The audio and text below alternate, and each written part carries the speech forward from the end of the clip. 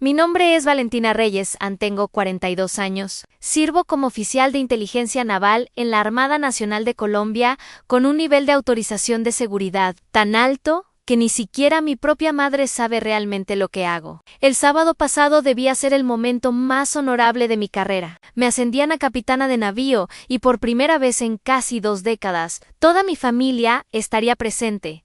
A mi madre había volado desde Mendoza. Mi tía Beatriz, que nunca sale de su casa junto al mar, llevaba por primera vez desde el funeral de mi padre un vestido elegante, y mi hermano Rodrigo Reyes, un agente de campo del Servicio de Investigación Criminal Naval, estaba parado al fondo con expresión pétrea y silencioso. Debía haber sabido que algo no estaba bien.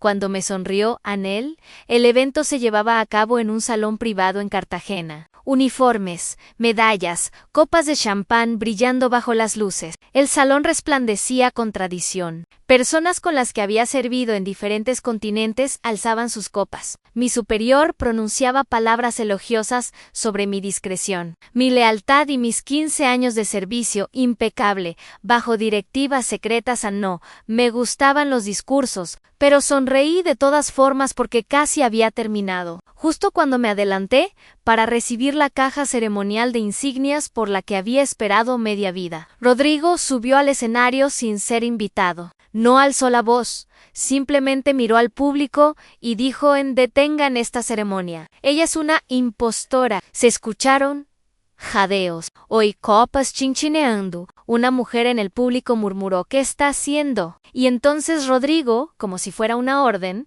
sacó su identificación y un par de esposas plateadas. Se volvió hacia mí. Teniente comandante Valentina Reyes, dijo con voz cortante, queda arrestada por usurpación de funciones como oficial naval bajo identidad falsa. No hablé. No pestañeé. Lo dejé girarme y colocar las esposas detrás de mi espalda. Mi madre gritó. Alguien dejó caer una copa de vino cerca del buffet. Un coronel de marina gritó, ¿esto es real? Nadie se movió. Rodrigo no titubeó. Sostuvo en alto un sobremanila. Dentro había archivos impresos y fotografías oscurecidas. Su nombre ni siquiera es Valentina Reyes, dijo. Es Valentina Morales y está usando identificaciones falsas bajo una autorización de bandera negra que ni siquiera existe. El salón estalló en murmullos y descrédito. Mi tía se llevó la mano al pecho. Mi prima le tapó los oídos a su hijo. Yo mantuve la cabeza en alto y permanecí en silencio. Había vivido esto antes, solo que nunca a manos de mi propia sangre. Rodrigo me condujo por el pasillo central. Nadie lo detuvo, ni el almirante de la ceremonia, ni el fiscal militar, ni siquiera el contraalmirante en la tercera fila, porque en ese momento nadie sabía qué creer. Y exactamente en eso confiaba Rodrigo. Entonces sucedió. El aire cambió. Alguien susurró.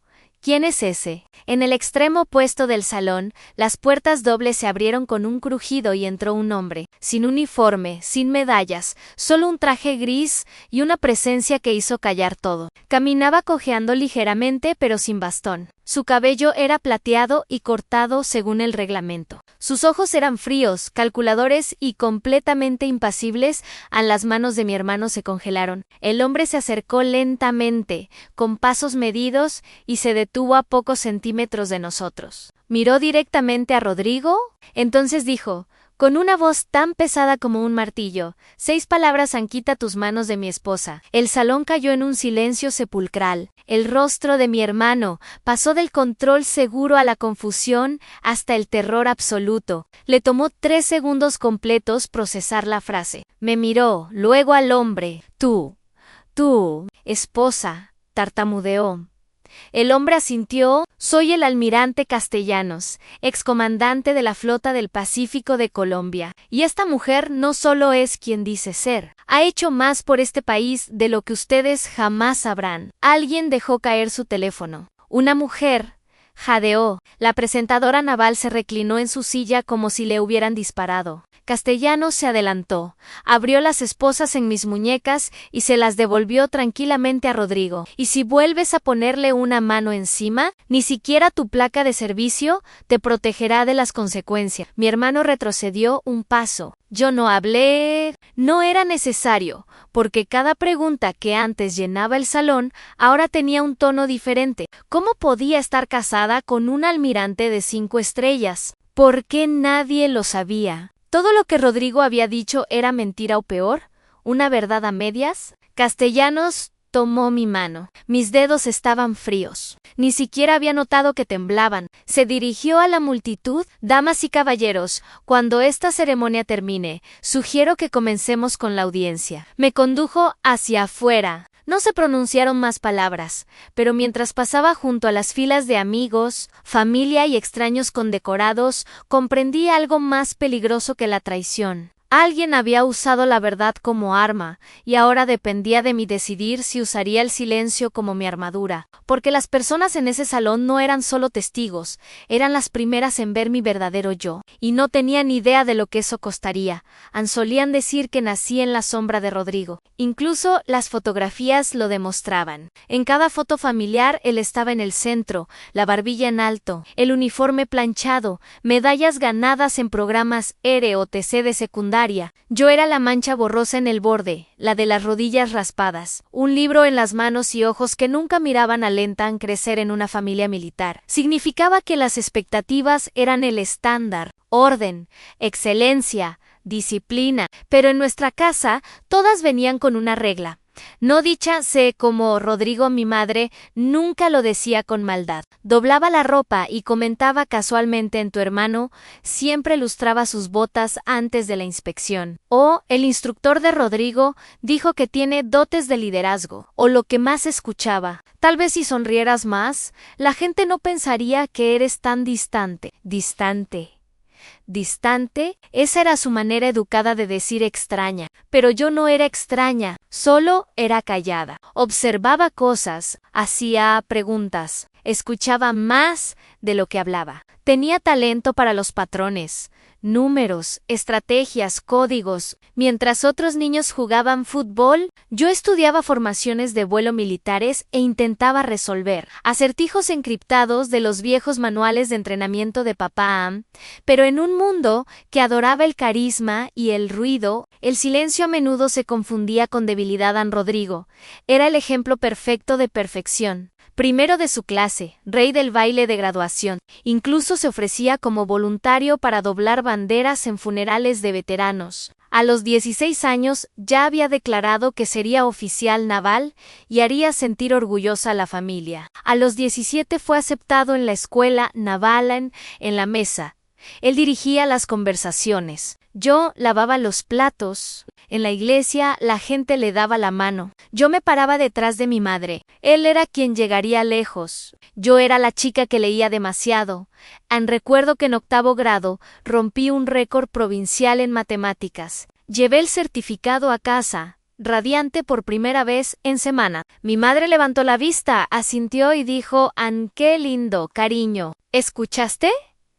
¿Escuchaste? Rodrigo fue nombrado capitán del equipo de debate, y el tema quedó cerrado. No era que lo odiara, no lo hacía, pero en algún lugar entre la infancia y la adolescencia, la admiración se había transformado en algo más frío. Él comenzó a hablarme con condescendencia. Cuando mencionaba una nueva táctica que había leído en un manual de contrainsurgencia, sonreía con desdén. Leer sobre la guerra y vivirla no es lo mismo. Valentina.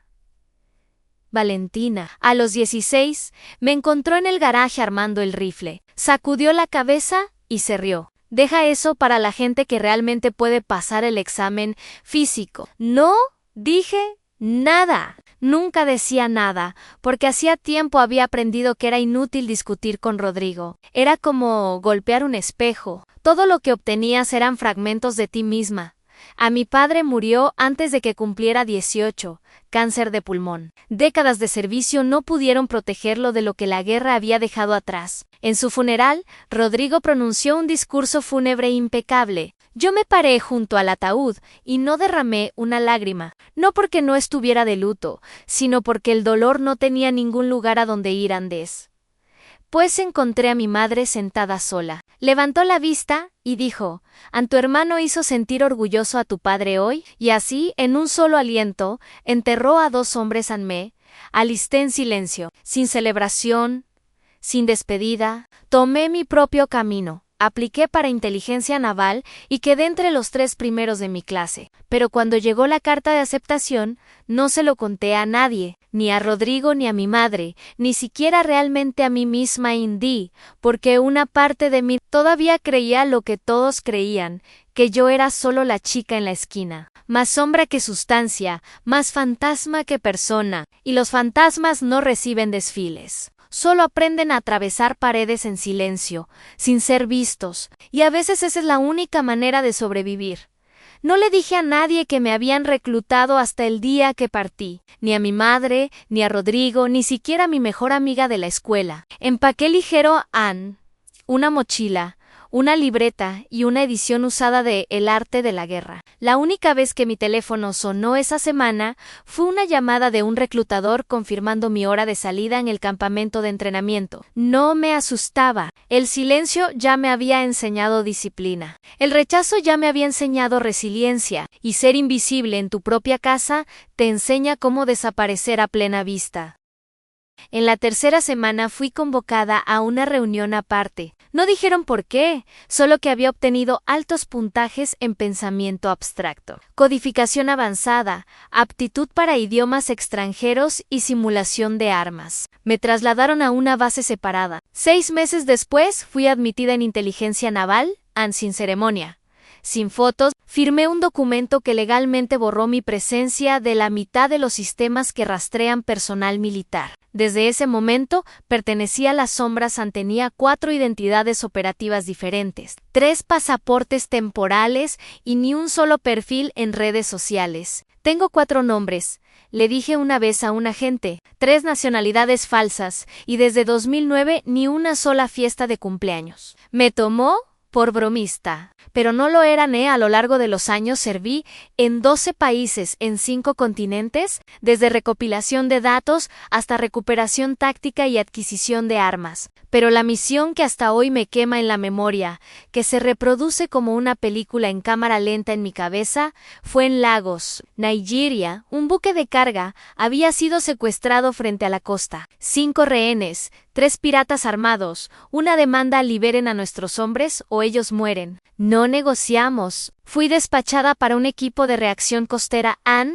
desde la cubierta de un buque naval discreto. Me posicioné detrás de una mira telescópica, respiré profundo a través del diafragma y conté los segundos entre las olas golpeando el casco. A esa distancia el rostro humano se convierte en un patrón. Una sombra en movimiento detrás de ventanas rotas y luces parpadeantes. No ves emociones, calculas trayectorias. Un pirata sostenía a un niño contra la ventana. Esperé. El niño parpadeó. El hombre movió la mano y apreté el gatillo. Un disparo directo al objetivo. El rehén corrió. Asaltamos el barco. Aseguré el disco duro que los piratas intentaban. Robaran datos militares encriptados que ni siquiera sabían que podían rastrearse. Salvamos 4 vidas. El 5.º rehén ya había sido ejecutado antes de que llegáramos. Aún así, la misión se consideró un éxito. Me dijeron que precisamente por eso entrenábamos fantasmas para tomar decisiones que los humanos no pueden tomar pero los fantasmas no reciben medalla. Recibimos silencio. Al día siguiente volé de regreso. Dormí en un cuartel 4 pisos bajo tierra. Comí sola y ni una sola vez mi familia llamó. Ni siquiera sabían que había salido del país. Mi madre me envió un correo esa semana sobre la boda de una vecina. Preguntó si podría llegar a Mendoza para Navidad. Ninguna mención de mi misión. Ninguna mención del secuestro, que fue noticia mundial durante 2 días. Era como si la Valentina que conocían hubiera sido reemplazada o peor, olvidada. Pero aquí está la cosa con ser olvidado. Eventualmente dejas de esperar ser recordado. Así que me rendí a eso. Me convertí en el tipo de oficial asignada a archivos negros. El tipo de mujer que puede desaparecer en embajadas, habla 3 dialectos árabes y selecciona un objetivo en una multitud, sin que nadie lo note. Dejé de buscar familia y vínculos de sangre. En cambio, los encontré en nombres código y canales encriptados. En el silencio, antes de un ataque, en la rara sonrisa de un camarada que sabía lo que significa vivir en un mundo donde fallar cuesta vidas. Y el éxito no puede decirse en voz alta. Así que si alguien me pregunta hoy si alguna vez me sentí sola, no miento. Digo la verdad, la soledad es simplemente ser invisible para las personas que dicen amarte. Eso requiere práctica y yo la he dominado. Dominé el arte de ser un fantasma, porque a veces la única manera de servir es desaparecer.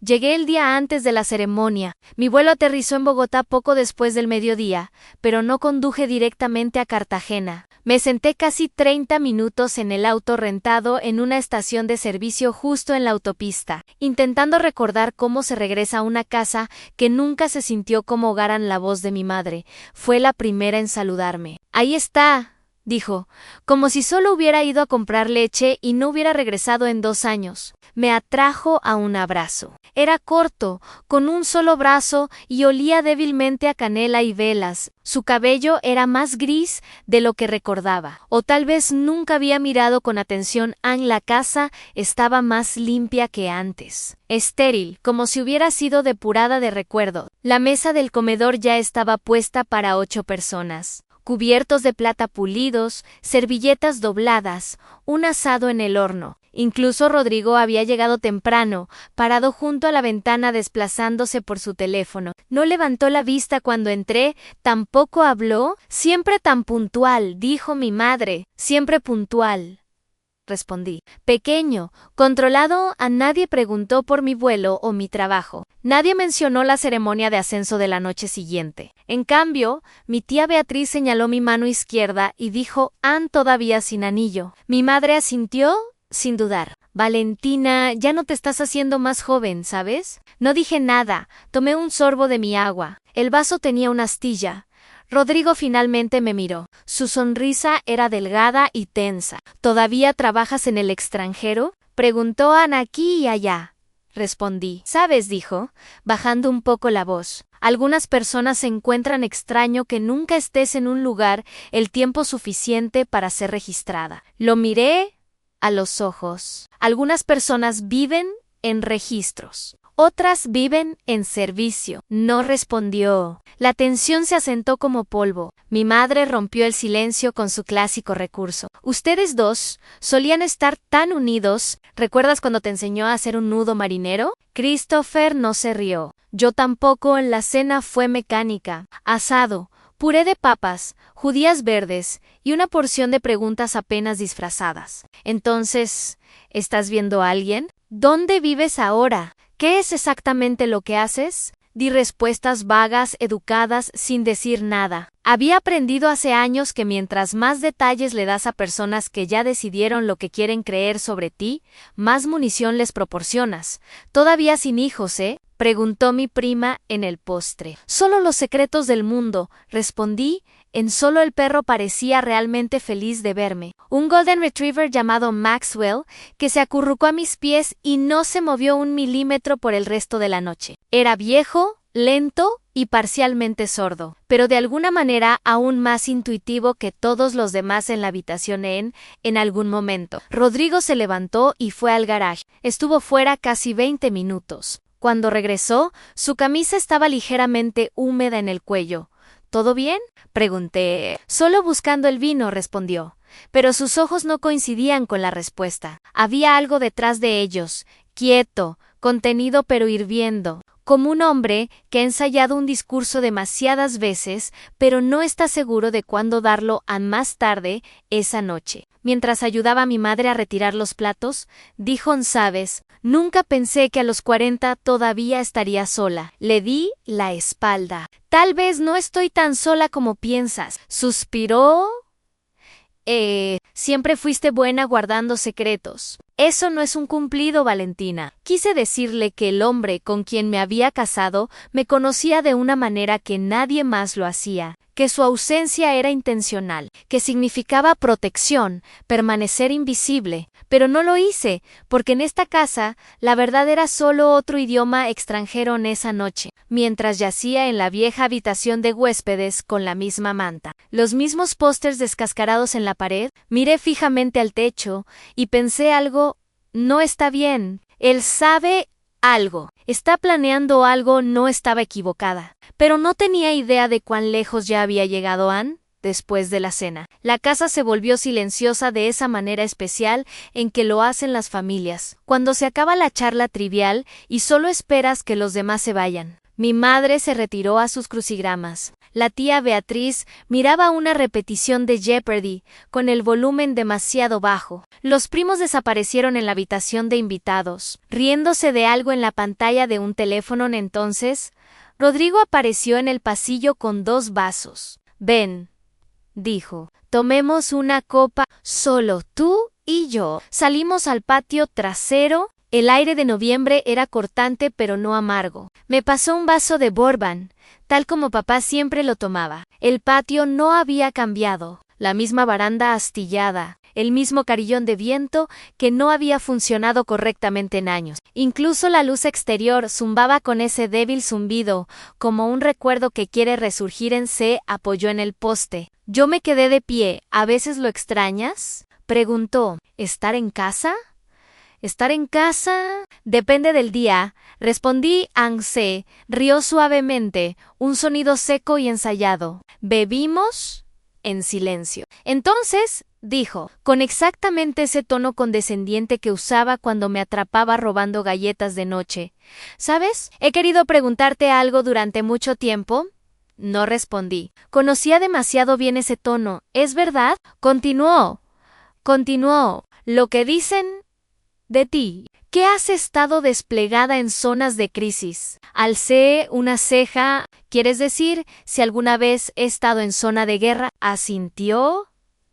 Anne, sí. La historia oficial siempre es tan vaga. Nunca publicas nada, nunca escribes, nunca llamas. A veces se siente como si ni siquiera existieras. Bebí el bourbon lentamente. Tal vez ese es el punto, dije, ¿eh?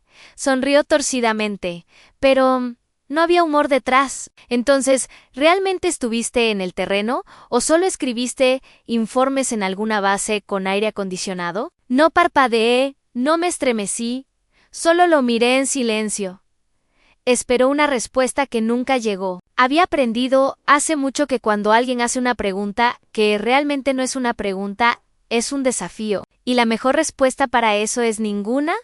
Rodrigo tomó otro trago y luego miró hacia la oscuridad. ¿Sabes?, dijo, en mi trabajo he visto mucho. Casos de fraude, valentía fingida, órdenes falsificadas. Te sorprendería cuánta gente falsifica una autorización de seguridad para avanzar. No me miró cuando dijo eso. No tenía que hacerlo. Puse mi vaso en la baranda del patio. Buenas noches, Rodrigo, dije, y regresé a la casa. No me di vuelta para ver si me miraban. A más tarde esa noche, cuando la casa lentamente se fue a dormir, Rodrigo estaba en el garage. Dejó la luz apagada. Sostuvo su teléfono contra su oreja y habló con esa precisa manera oficial de hablar que yo conocía de las salas de audiencia. Sí, dijo. Está confirmado. Estará aquí mañana por la noche. Hizo una pausa. Procederemos tan pronto como comience la ceremonia. Otra pausa. Una respiración. No, ella no lo sabe. Una voz amortiguada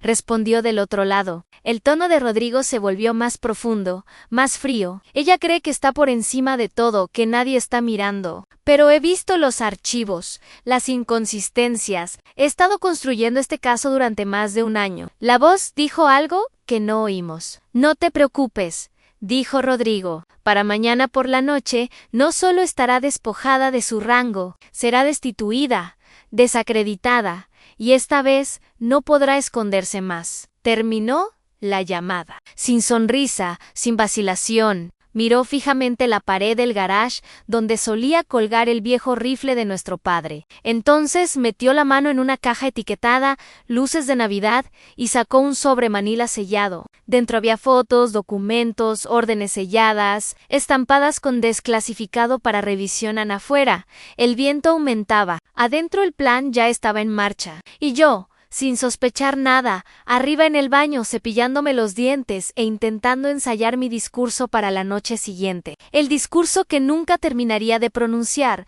porque el hombre en el garage ya no era solo mi hermano, era mi acusador, y yo ya estaba en juicio. Apenas había tocado mi vino cuando la habitación cambió. Sucedió rápido, como una ola rodando sobre una costa tranquila. Un segundo, la gente aplaudía, brindaba, reía. Al siguiente, el aire se puso rígido, como si algo justo debajo de la superficie se hubiera roto. Rodrigo se puso de pie, su uniforme, impecable y brillante, capturó la luz del candelabro exactamente correcto. Lo hacía parecer aún más condecorado de lo habitual. Caminó al centro del salón de banquetes y se aclaró la garganta. Ni siquiera le ofrecieron el micrófono, pero alguien se lo pasó de todos modos. Probablemente asumiendo que era un brindis sincero de un hermano mayo, orgulloso. Damas y caballeros, comenzó. Antes de que esta ceremonia continúe, tengo algo que debe ser visto. El público se quedó en silencio, las copas de vino se detuvieron en el aire, me senté allí rígida, mi sonrisa medio forzada. Metió la mano en una delgada carpeta de cuero y sacó un conjunto de documentos. Esta es la verdadera historia de Valentina Reyes, dijo, o debería decir Valentina Morales. Un murmullo recorrió el salón. Uno de mis antiguos instructores tosió. Alguien en la mesa vecina se rió nerviosamente. Rodrigo presionó un botón en su control remoto. Detrás de él, la pantalla de proyección parpadeó. La primera diapositiva mostró una identificación en blanco y negro, baja resolución. El nombre, A. Morales. La foto me mostraba a mí, pero no una que hubiera visto jamás. El cabello recogido, sin rango visible, sin insignias. Ojos como hielo. Múltiples alias, dijo Rodrigo. Múltiples despliegues bajo diferentes nombres. Su título actual, rango y autorizaciones de seguridad podrían ser diferentes de lo que parecen. La segunda diapositiva mostró una imagen fija de una cámara de vigilancia. Me mostraba hablando con un hombre en un mercado abarrotado en algún lugar de Medio Oriente. Este metraje, continuó Rodrigo, fue obtenido durante una investigación interna de una fuente en inteligencia naval. Escucharán una voz, su voz comunicándose en árabe, sin traductor presente, sin autorización formal para la operación en los archivos. El video comenzó a reproducirse. Mi voz resonó por el salón. Pero no era solo mi voz. Estaba editada, cortada, recortada en lugares que solo alguien con profundo conocimiento técnico podría manipular. ¿Tienes el paquete? La señal está activa, nos movemos a las 0 horas. Había dicho esas palabras una vez, pero no juntas, no en ese orden, y ciertamente no en el contexto en que ahora se estaban usando. Sin embargo, allí estaban a mi voz, mi imagen. El público se inclinó hacia adelante, inseguro de lo que veía. La duda golpeó como gas venenoso, silenciosa, sigilosa, asfixiante. Alguien susurró. ¿Es un espía? Otro murmuró.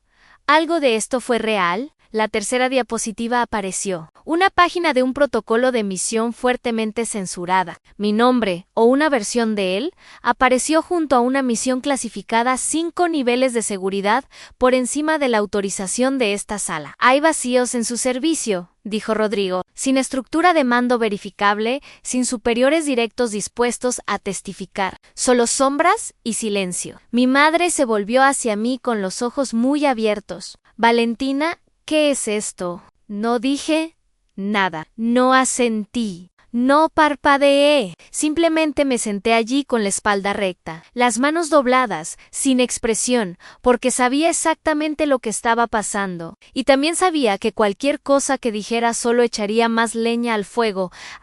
Miré a través de la habitación. Castellanos no estaba allí. Todavía no. Rodrigo dio un paso más cerca de mi mesa. Sostuvo en alto una última página con letras en negrita en la parte superior en solicitud de investigación. Violación de seguridad sospechada. He informado al Pentágono Naval, dijo. Esta noche no es solo una celebración, es un ajuste de cuentas. Un grito, luego silencio. Se escuchó una cuchara caer sobre un plato en la esquina trasera. Entonces me preguntó directamente. ¿Niegas esto? De nuevo, no dije nada. No porque no pudiera, sino porque entendía algo que nadie más en esa sala había comprendido todavía. No se trataba solo de mí, se trataba del sistema, del silencio que exigía, de las historias que borraba y sobre todo, de quién controlaba la narrativa. A veces sobrevivir No se trata de hablar más fuerte, sino de esperar a que la voz correcta hable por ti. Y la mía venía en camino. Rodrigo retrocedió de la pantalla de proyección y disfrutó el silencio como un hombre que cree que acaba de ganar una guerra. Su pecho se hinchó de orgullo, su voz tranquila, controlada. Ya he informado a la Oficina de Inteligencia Naval, dijo, y he contactado a 2 agencias de noticias. Están esperando afuera para comentarios. La gente comenzó a moverse inquieta en sus asientos. Algunos miraron hacia las salidas. Lo sentí, el tirón de la duda, la erosión silenciosa de la reputación. Se propaga más rápido de lo que la verdad jamás podría. Entonces lo escuché. Pasos pesados, medidos, el tipo de andar que no pide atención, la exige. Las puertas traseras del salón de banquetes se abrieron de golpe y un grupo de 5 oficiales uniformados entró a la habitación. El Departamento Legal de la Armada, guantes blancos, insignias plateadas, miradas afiladas y frías. En medio de ellos estaba una mujer que conocía bien al comandante Ábalos. Una vez nos habíamos sentado lado a lado en un briefing clasificado en el norte de Noruega, pero nadie más aquí sabía eso. Sostenía una carpeta sellada en sus manos. Rodrigo se dio la vuelta y parpadeó rápidamente. ¿Puedo ayudarles?, preguntó confundido, pero aún no asustado a la comandante. Ábalos dio un paso adelante y sacó una hoja de la carpeta. Rodrigo Reyes, dijo con voz tranquila pero mortal, por la presente se le notifica una investigación oficial del Departamento de la Armada por divulgación no autorizada de materiales con autorización de seguridad clasificada. La habitación quedó completamente en silencio. Disculpe, se rió Rodrigo, mirando alrededor como si debiera haber un error. Usted ha mostrado un video con operaciones restringidas, continuó, a una audiencia civil sin redacciones, sin control de autorización de seguridad ni aprobación de la estructura de mando. Eso es una violación directa de la directiva DOD 5200.1R. Se puso rojo. No lo filtré, dijo. Lo presenté como evidencia. Un asunto familiar interno. La comandante Ábalos no pestañeó en el momento en que mostró ese metraje ante invitados no verificados sin autorización previa. Violó los protocolos federales. Esto no es una disputa familiar. Esto es una violación legal activa. Otro oficial se adelantó y le entregó un segundo documento. Este estaba marcado con múltiples sellos, firmas y un encabezado inconfundible en orden de investigación. Junta de Supervisión de Inteligencia Naval. Rodrigo lo miró como si estuviera escrito en un idioma que no entendía. No pueden hacer esto, dijo. Yo soy quien está exponiendo el fraude aquí. Ella es quien tiene múltiples identidades. La comandante Ábalos levantó una ceja. Y todas sus identidades, dijo lentamente, están protegidas por operaciones secretas de nivel 1, validadas por un acuerdo conjunto entre Inteligencia Naval y la Oficina de Contrainteligencia. Usted, sin embargo, actuó solo. Un murmullo de asombro recorrió la multitud. Se volvió hacia nuestra madre. Mamá, ¿viste el video? ¿Verdad? ¿Escuchaste lo que dijo? Eso no era normal. ¿Mamá? No respondió. Unos asientos más allá, alguien murmuró. Ernesto acaba de dar un giro completo, y lo había hecho, porque de repente, la habitación ya no era una sala de audiencias con Rodrigo como fiscal. Ahora él estaba bajo observación. Uno por uno, los invitados que justo me habían estado mirando, fijamente dirigieron su mirada hacia él. No me moví. No sonreí, no parpadeé, mantuve los ojos tranquilos fijos en él. Abrió la boca de nuevo, probablemente para protestar, pero la comandante Ábalos lo interrumpió. Tiene derecho a presentar una contrademanda, pero a partir de este momento está bajo observación administrativa. Cualquier contacto adicional con la prensa será considerado obstrucción de la investigación. 2 oficiales tomaron posiciones a ambos lados de él, sin tocarlo, pero lo suficientemente cerca para enviar una señal. Ya no tienes el control, End. Me miró fijamente desde el otro lado de la habitación, y por primera vez en su vida se veía pequeño. Acorralado y asustado, me levanté lentamente, todavía sin hablar, pero en ese momento pude verlo en su cara. Comprendió que el juego que había comenzado era mucho más grande de lo que jamás había entendido, porque lo que quiso usar como arma contra mí, autorización de seguridad, secreto, silencio, no era solo mi carga, era mi armadura ni, él acababa de golpearla con las manos desnudas. En el momento en que la comandante Ávalos y sus oficiales salieron de la habitación, el ruido no vino de la armada, sino de la familia. Sillas raspando, cubiertos tintineando, voces elevándose como humo, primero suaves, luego desesperadas. Ann todavía estaba de pie cuando mi madre se acercó a mí. Sus ojos estaban rojos, su lápiz labial desvanecido, sus manos frotaban la servilleta como si pudiera darle respuestas. «Valentina», susurró con voz temblorosa. «Por favor, solo dime la verdad». Permanecí en silencio, esperando. ¿Eres realmente quien dices ser? ¿O tu hermano? ¿Tenía razón? Todos estos años, todos los vacíos, ¿fueron mentiras? Sus palabras no dolieron tanto como deberían. Golpearon más como un moretón esperado. Retrocedió y se limpió la mejilla. Ya ni siquiera sé qué creer. Entonces la tía Beatriz habló, con los brazos cruzados, su juicio hace tiempo pronunciado. Valentina siempre callada, siempre ausente, siempre con algún secreto. Eso nos inquietó a todos. Se volvió hacia los demás en la mesa, buscando aprobación. Nunca lo dijimos en voz alta, pero siempre nos preguntamos, ¿qué tipo de vida es esa? Sin fotos, sin vacaciones, sin esposo. Eso no es natural. Sentí que los observaba leer un guión para el que nunca había hecho una audición. No hacían preguntas, reescribían la historia para que encajara en su cómoda visión del mundo. No contradije, no me defendí, porque ninguno de ellos quería claridad, querían certeza, y eso nunca fue algo que pudiera dar dos.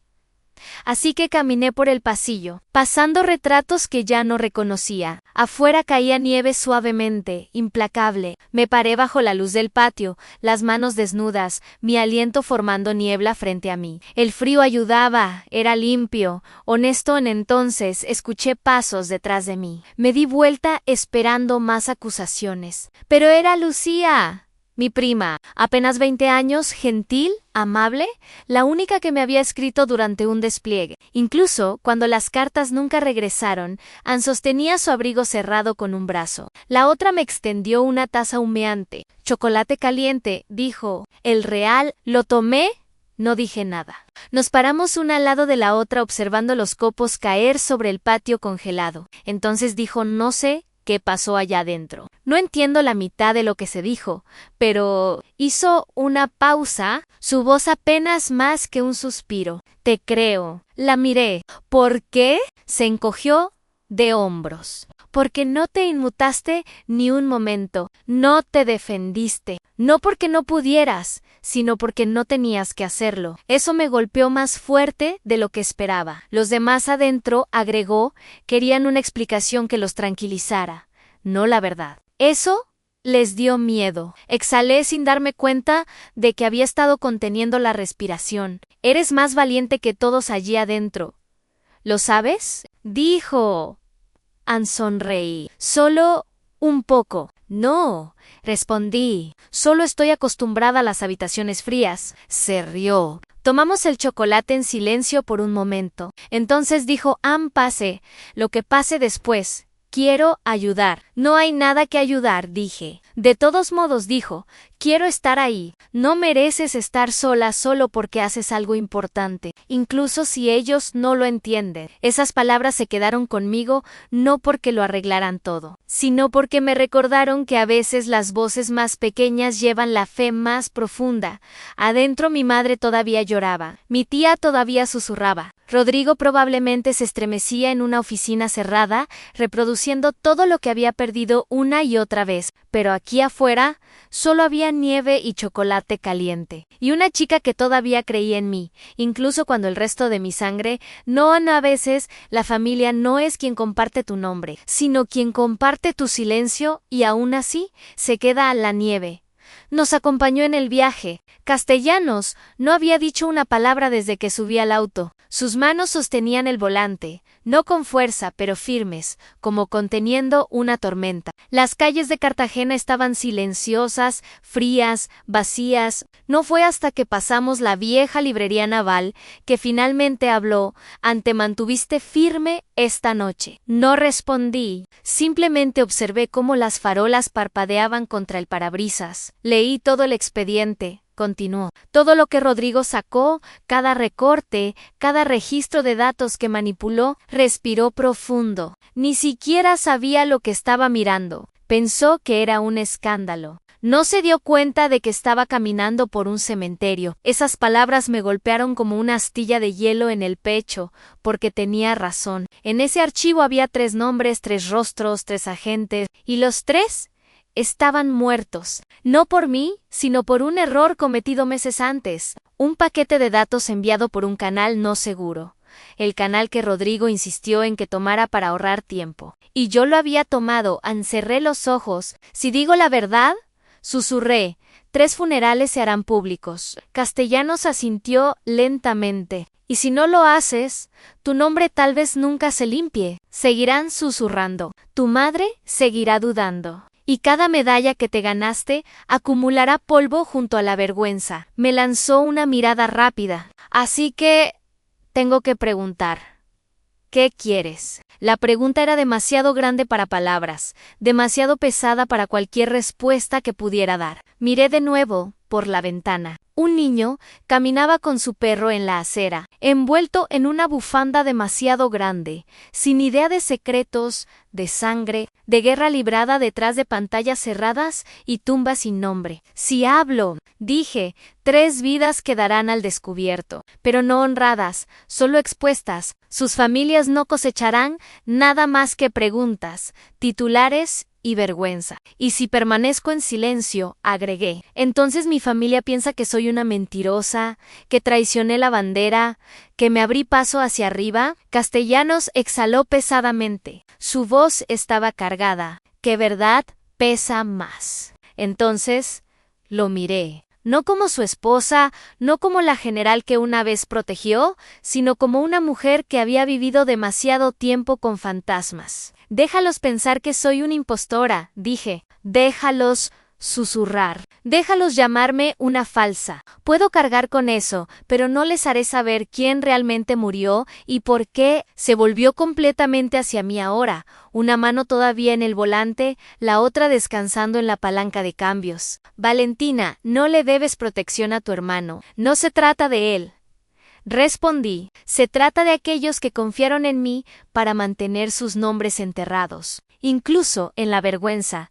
Especialmente en la vergüenza. Asintió lentamente, dolorosamente. Me equivoqué hace años, dijo en voz baja. Te dije que el silencio te hacía invisible, pero ahora veo que mantuvo a otros con vida. El auto se detuvo en un semáforo en rojo. No pasó nadie. La ciudad contuvo el aliento. ¿Estás segura?, preguntó. Sí, incluso si significa perder a mi madre para siempre. No vacilé. Es mejor que ella tenga una mentira que llore por una verdad que nunca entendería. Tomó mi mano. Solo un toque ligero, no para consolar, no para persuadir, sino para recordarme que no estaba sola. Entonces permanecemos en silencio, dijo, pero no quietos. Asentí, porque hay una diferencia. El silencio no significa rendición. Puede ser armadura, puede ser rebelión, puede ser amor, retorcido, doloroso, pero necesario. Y cuando la luz se puso verde y condujimos hacia la nieve, susurré los nombres de los 3 que habían muerto, solo una vez, solo para mí. Luego los solté. Hay un nombre que nunca pronuncio, no en voz alta, no en el recuerdo, ni siquiera en el silencio de mis propios pensamientos. Pertenece a un niño que vi demasiado tarde. Fue mi 4ª operación negra, una misión en el sur de Chad. La inteligencia era limpia, o eso pensábamos. Nuestro objetivo en extraer datos encriptados de una terminal satelital rebelde que un señor de la guerra usaba para contrabandear armas a través de fronteras ANSE, suponía que sería un golpe quirúrgico. 3 minutos dentro, 4 enemigos neutralizados, un disco duro recuperado, exposición mínima, riesgo mínimo. Yo estaba en la costa a bordo de un destructor furtivo con control de drones. Mi tarea han descifrado en tiempo real y guía de francotiradores. Cuando llegó la señal, me conecté al feed y escaneé el complejo. 4 fuentes de calor que coincidían con perfiles de hombres adultos. El dron circuló 2 veces. La confirmación vino del satélite en luz verde. Disparamos en 2 disparos. Uno del dron, uno del equipo terrestre coordinado. La terminal fue destruida, el disco duro recuperado. Y entonces vino el grito. No por radio, no por comunicación, sino de la cámara secundaria en retraso de imagen térmica. Un niño, tal vez de 7 años, salió arrastrándose de los escombros de una choza. No lo habíamos visto. No estaba en el escaneo térmico. Había estado durmiendo bajo placas de metal, aislado de la detección. Y ahora se había ido. Nunca lo incluimos en el informe. No pertenecía al recuento de enemigos. Nadie en el mando dijo una palabra. Sin investigación, sin consecuencia. En cambio, recibí un reconocimiento, una medalla por la rápida liberación de datos bajo terreno enemigo. Rechacé. Lo llamaron humildad. No lo era culpa después. Solicité una transferencia, solo reconocimiento profundo. Sin armas, sin permiso para matar, solo sombras. Me convertí en la persona que planeaba las misiones, pero nunca volvió a apretar el gatillo. Y cada vez que intentaron colocarme una medalla en el pecho, encontré una razón para evitar la ceremonia, despliegue de inteligencia, transferencia urgente, no disponible, porque los premios no se sienten como premios cuando yacen sobre huesos. De vuelta en el presente, me senté sola en una habitación silenciosa, la misma sala de conferencias en Norfolk que había visitado docenas de veces, solo que esta vez había traído algo en un pequeño sobre sin marcar. Dentro, una foto del complejo antes de la misión. 4 adultos, un niño, todos parados afuera. Fue tomada días antes de la misión. Ni siquiera eran datos operativos, solo una foto interceptada, enviada entre campamentos de milicianos. La había visto antes de la misión, pero la ignoré porque el escaneo térmico mostraba 4. Porque la presión operativa decía que sí, porque era joven y quería demostrar que podía tomar una decisión sin dudar. Así que lo hice, y maté a un niño al que nunca nombré.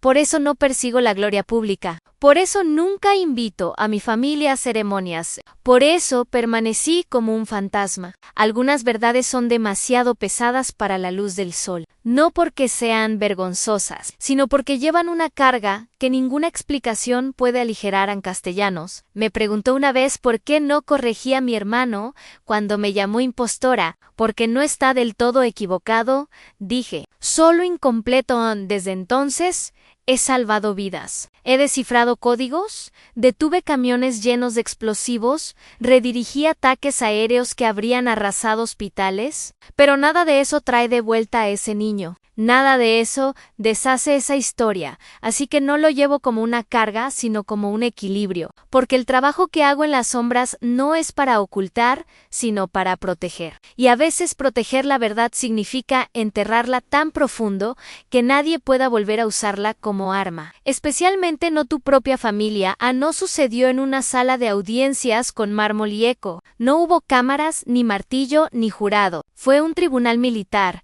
privado, metódico y brutal en su moderación. Rodrigo estaba sentado a 3 sillas de mí. Su uniforme impecable, su postura todavía arrogante, pero sus ojos parpadeaban. Siempre lo hacen cuando está acorralado. El oficial presidente, contraalmirante Schneider, no lo miró primero. Me miró a mí. Comandante Reyes, tiene derecho a permanecer en silencio. ¿Está aquí para testificar o escuchar? Me puse de pie. Mi voz tranquila. Ninguna de las dos. Estoy aquí para aclarar las cosas. La habitación quedó en silencio. ¿Aclarar? ¿Aclarar? ¿Acerca de qué? Preguntó. Saqué el expediente. No grueso, solo 12 páginas, pero cada página servía para aclarar que ya no lo estaba encubriendo.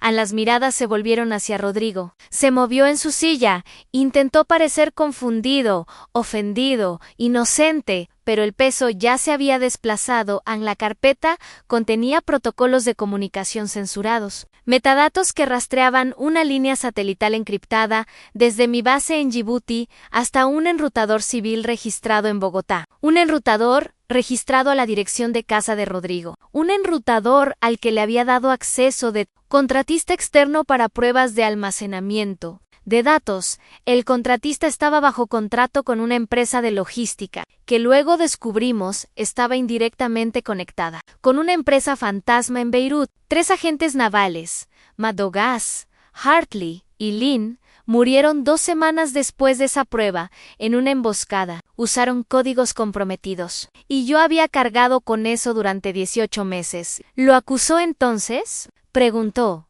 Shiner. No, dije. ¿Lo enterré? ¿Por qué? Porque si la verdad hubiera salido entonces, respondí, habríamos perdido más que solo un nombre. Habríamos perdido confianza en una operación ya frágil, y no estaba segura de que fuera su culpa, no completamente. Miré a Rodrigo. Pero ahora lo estoy. Él se levantó de repente. Protesto.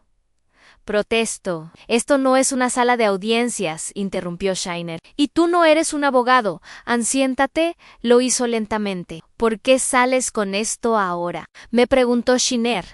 Vacilé, luego respondí honestamente, porque mi silencio ya no protege nada, y porque usó mi expediente como arma para protegerse a sí mismo. Sostuve su mirada. No estoy aquí para destruirlo. Estoy aquí para dejar de limpiar su desorden. El tribunal deliberó 45 minutos en la sala contigua. Me senté quieta. Rodrigo tronaba los nudillos de su mano izquierda. Siempre lo hacía cuando estaba nervioso. Cuando los oficiales regresaron, el veredicto fue leído sobriamente. El teniente comandante Rodrigo Reyes queda relevado de su asignación actual, despojado de su estatus de seguridad clasificada y suspendido sin paga indefinidamente, pendiente de procedimientos formales para baja deshonrosa, sin esposas, sin humillación pública, solo silencio. Y el silencio corta más afilado que el acero, cuando el orgullo es todo lo que le queda a un hombre, cuando la habitación se vació. Rodrigo permaneció sentado. No me miró, no habló, hasta que casi llegué a la puerta. Podrías haber permanecido en silencio. ¿Me detuve? Lo hice durante 18 meses. Se volvió hacia mí, los ojos rojos, pero no de culpa, sino de ira. Me arruinaste. Di un paso más cerca, justo lo suficiente para que solo él pudiera escuchar lo que dije. No, te solté cuando no debía hacerlo. Esto no es venganza, Rodrigo. Esto es retroceso. Parpadeó. Retroceso. Las acciones tienen consecuencia, como la gravedad. Puedes luchar contra ella, retrasarla, negarla, pero eventualmente golpea. Parecía que quería decir más, pero su boca solo se abrió y permaneció abierta. Lo dejé allí, no en cadenas, no en vergüenza, sino en una verdad que no podía controlar. Para alguien como él, ese era el castigo más profundo de todos. La carta estaba doblada una vez, en cartulina color crema, mecanografiada limpiamente, con mi firma al final. Había permanecido intacta en el borde de mi escritorio hasta que Castellanos me la volvió a poner en la mano. ¿Estás segura de que quieres enviar esto?, preguntó. Miré el sobre. Eran solo 6 párrafos, formulados profesionalmente, transmitidos con respeto. Una solicitud de clemencia, una apelación para mantener parcialmente la pensión militar de mi hermano con referencia a su anterior servicio honorable y para evitarle a nuestra madre la última humillación, había escrito. 3 días antes, sola a las 2 de la mañana, en un momento de debilidad, por costumbre, porque no importaba cuántas traiciones vinieran. Había una parte de mí que recordaba tener 5 años y correr detrás de Rodrigo con el abrigo de uniforme de nuestro padre puesto, pero ya no tenía 5 años. Y las sombras no eran algo que persiguiera ahora. Caminaba a través de ellas. Tomé la carta de Castellanos. La sostuve en mi palma. Sentí su peso no físico, sino moral. Estoy pensando en dejarlo ir, dije suavemente. En Castellanos asintió, pero no dijo nada. Entonces recordé a Mina me miró y supe que entendía. Mina Park, especialista en reconocimiento, una de las pocas personas en las que había confiado en despliegue, murió en una operación en el norte de Siria que se desmoronó después de los datos que se filtraron por la negligencia de mi hermano. Su muerte fue atribuida a mala comunicación enemiga, pero yo sabía mejor. Ensellé la carta entre mis dedos. Luego la rasgué lentamente y deliberadamente por la mitad, luego otra vez, y otra vez, hasta que no quedó nada más que un montón de silencio. El perdón no es debilidad, dije, pero la verdad necesita que alguien mantenga la línea. La mirada de Castellanos no dejó la mía. No intentó detenerme, porque esto no se trataba de venganza. Se trataba de trazar un límite que debía haber trazado hace años. A más tarde, esa tarde me encontré en el pequeño cementerio justo afuera del terreno de la escuela naval, en sección 5. Tumba Catuyupuludúa. No había multitud, no había ceremonia, solo un hombre tallado en piedra oscura en Teniente Mina Park. Nadie de la familia jamás reclamó su cuerpo. No tenía hermanos vivos, no tenía padres registrados, pero me tenía a mí. Me arrodillé y puse un pequeño ramo de camelias blancas sobre la tumba. Sin notas, sin cintas, solo las flores. Merecías más, susurré, no solo en vida, sino también en el recuerdo. Me senté allí un rato, lo suficiente para que el viento se levantara y tirara de mi chaqueta de uniforme. Lo suficiente para que la culpa subiera y se asentara, no porque fuera responsable de la muerte de Mina, sino porque había intentado proteger al que lo eran. Cuando me levanté, me sentí más ligera, no libre, pero compuesta. Siempre habría una parte de mí que se preguntaría, ¿y sí? ¿Y si hubiera hablado antes? ¿Y si hubiera forzado una investigación entonces? Pero el duelo no obedece hipótesis, solo se inclina ante la verdad. Cuando dejé la tumba de Mina, no miré atrás. Ella no habría querido lástima, habría querido responsabilidad. Y finalmente se la di a Ann. El teléfono sonó tarde, del tipo tarde que no es una emergencia, sino solo vacilación envuelta en tiempo incómodo. Lo dejé sonar 2 veces antes de contestar. Hola, la línea estuvo en silencio por un segundo, luego escuché. ¿Estás bien? La voz de mi madre, suave, vacilante, como alguien tocando a una puerta que alguna vez le perteneció, pero que no había visitado en años. No respondí de inmediato, porque ¿cómo respondes? A la mujer que una vez te dijo que sonrieras más. Ningún hombre quiere a una mujer soldado. A la madre que solía decir, ¿por qué no puedes ser más como tu hermano? Ahora ese mismo hermano había intentado públicamente arruinarme, y ella llamaba preguntando si estaba bien. Cerré los ojos. Dejé que el silencio llenara el espacio. Luego hablé lentamente. Ahora enseño. ¿Qué enseñas? Preguntó. Ayudo a mujeres jóvenes a convertirse en la versión de sí mismas con la que una vez soñé que alguien pudiera creer que ya era. Otro silencio. Esta vez no pesado, sino honesto. ¡Eso es bueno!, dijo. Eso es realmente bueno. Anoté. ¿Qué quería decir más? Tal vez una disculpa, tal vez una justificación. Pero a veces lo mejor que los padres pueden hacer cuando llegan décadas tarde es simplemente estar allí en silencio. No me despedí. Simplemente colgué. Algunas conversaciones no necesitan un final, solo necesitan existir. A la mañana siguiente, me paré en el borde del campo de entrenamiento en la base. Iniciativa de Liderazgo Avanzado Naval, un programa que había ayudado a desarrollar desde cero. El viento atravesaba mis mangas con un frío que despierta los nervios sin adormecer.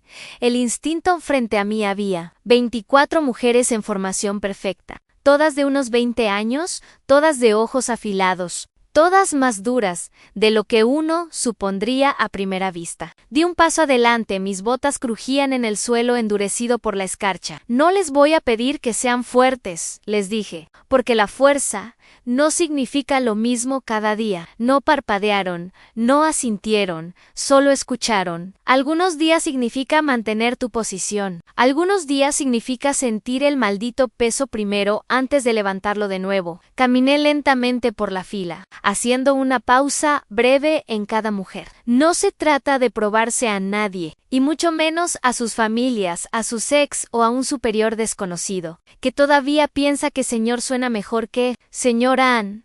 mostraron una media sonrisa. Se trata de aprender el arte de ser subestimada y usar eso como un arma. Detrás de mí, Castellanos observaba en silencio desde la distancia. Nunca interfería en mis sesiones. Dijo que yo tenía el talento de convertir el dolor en precisión. No lo corregí. Simplemente usé lo que tenía Anne cuando llegué al final de la fila. Una joven cadete con cabello corto y ojos oscuros me sostuvo la mirada. Su nombre era Santos. Me recordaba a mí misma a los 22. Salvaje, callada, calculadora. ¿Por qué todavía usas cordones negros, comandante?, preguntó. Eso no está en el manual. No se suponía que hablara sin que se le preguntara, pero respondí porque los cordones negros son lo que usas cuando entierras a alguien que no pudiste salvar. Asintió una vez. No preguntó más. Entendió. En esa noche estuve sola en el campo de tiro. Los objetivos se reiniciaban cada 30 segundos. Cada disparo aterrizó exactamente en el centro. Preciso, limpio, sin temblar. Los casquillos de latón se dispersaron a mis pies como dudas olvidadas. Ya no disparaba por medallas, no por aplausos. Disparaba para recordarme que incluso cuando el mundo cuestiona tu nombre, todavía puedes encontrar paz en el objetivo. El cierre no siempre viene con claridad. A veces simplemente llega en silencio, y a veces el silencio es la forma más pura de justicia. El banco es viejo, desgastado en los bordes. Sus pernos metálicos están oxidados por décadas de viento marino, pero mira hacia el agua, y eso era todo lo que necesitaba. Me senté de civil, suéter gris, jeans de combate, sin medallas, sin insignias. Solo una mujer dejando que el viento despeinara su cabello en el puerto abajo estaba tranquilo. Aparte del tintineo del aparejo de los botes de entrenamiento, jóvenes cadetes gritaban órdenes a lo lejos. Solía estar donde ellos están ahora. Ahora me siento aquí. A una sombra se acercó desde atrás. Botas demasiado nuevas, demasiado nerviosas. No me di vuelta hasta que escuché la voz. Disculpe, ¿es usted la comandante Reyes? Levanté la vista. Una chica apenas 20, cabello corto rapado, hombros anchos, callos aún no endurecidos. Su placa decía Santos, depende de quién pregunte. Sonrió con timidez y sostuvo una bolsa de papel marrón con ambas manos. Me dijeron que le trajera esto, y también dijeron que una vez rechazaste la cruz naval porque aceptarla habría revelado una misión que habría puesto en peligro la vida de tu equipo. No dije nada, solo la miré. La dejé llenar el silencio con cualquier mito que hubiera escuchado. ¿Es cierto?, preguntó.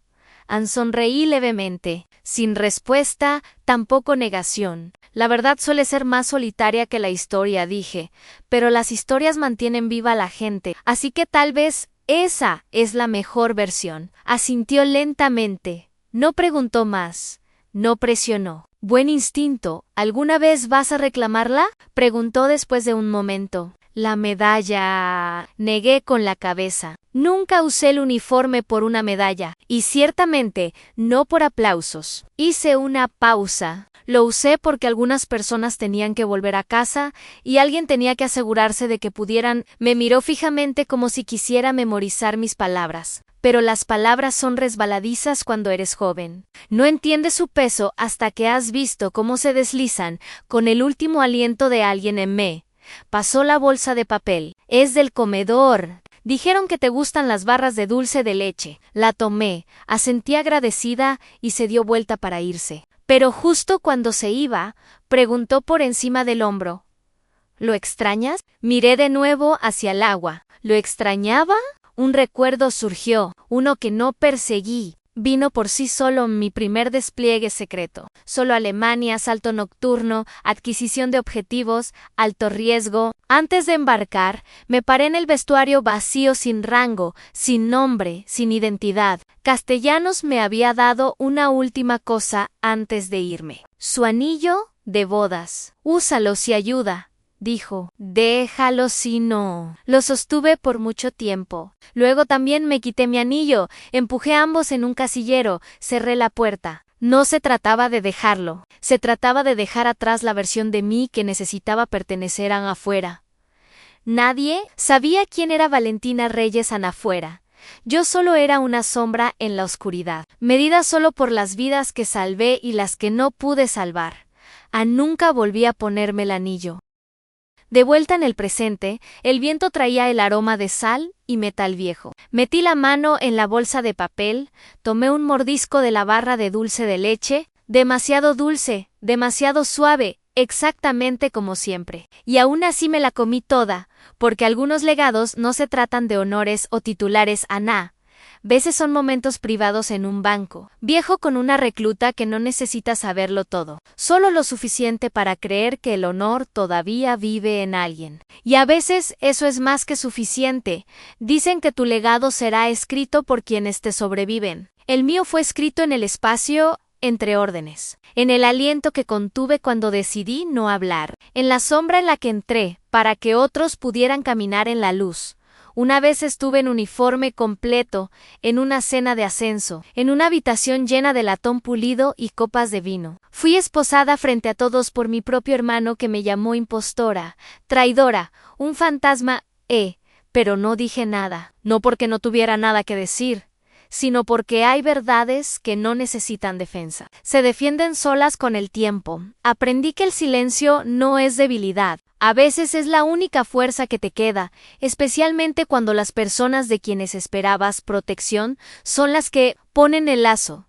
Salí de esa habitación con la cabeza en alto. No porque el mundo limpiara mi nombre, sino porque nunca lo había llevado para ellos en mí.